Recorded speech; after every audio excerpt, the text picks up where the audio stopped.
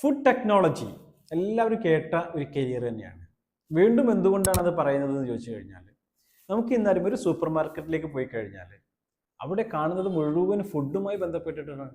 അവിടെ ഫുഡുണ്ട്, ഫാസ്റ്റ് ഫുഡും ഉണ്ട് അല്ലേ, ജാമുകൾ, അതുപോലെ തന്നെ സ്നാക്സുകൾ, ബിസ്ക്കറ്റുകൾ, അങ്ങനെ തുടങ്ങിയ ഒരു ഇൻഡസ്ട്രി വേറെ തന്നെയാണ്. ഇനി അതല്ലെങ്കിൽ നമുക്ക് ഇപ്പോൾ അരിയുമായി ബന്ധപ്പെട്ടിട്ട് അല്ലേ, അങ്ങനെ തുടങ്ങിയ കാര്യങ്ങളൊക്കെ ഉള്ള വേറെ മേഖലകളുണ്ട്. അല്ലെങ്കിൽ പച്ചക്കറിയുമായി ബന്ധപ്പെട്ടിട്ടുള്ള ഇൻഡസ്ട്രി വേറെയുണ്ട്, പാലുമായി ബന്ധപ്പെട്ടുള്ള ഇൻഡസ്ട്രി വേറെയുണ്ട്. ഇതെല്ലാം വരുന്നത് ഫുഡ് ഇൻഡസ്ട്രിയിലാണ്.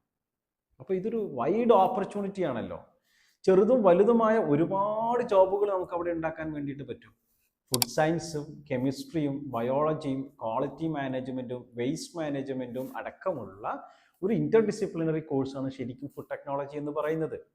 അതുകൊണ്ട് തന്നെ ഇതൊരു വൈഡ് ഇൻഡസ്ട്രി ആയിട്ട് നമുക്കതിനെ കാണണം. ഒരു ജോബായിട്ടല്ല, ഒരു എൻ്റർപ്രനർഷിപ്പിലേക്ക്, ഒരു പുതിയ സംരംഭങ്ങളിലേക്കൊക്കെ ചെറിയ രീതിയിൽ തുടങ്ങി വലിയ രീതിയിലേക്ക് എത്തിക്കാൻ പറ്റുന്ന ഒന്നുകൂടിയാണ് ഫുഡ് ടെക്നോളജി എന്ന് പറയുന്നത്. ആ രീതിയിൽ അതിൻ്റെ ശാസ്ത്രീയതയെ പഠിക്കുവാനും ഫുഡ് ടെക്നോളജിയെ നമുക്ക് കാണാം.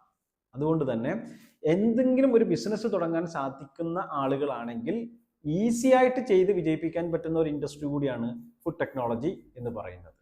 Anyway, all the best.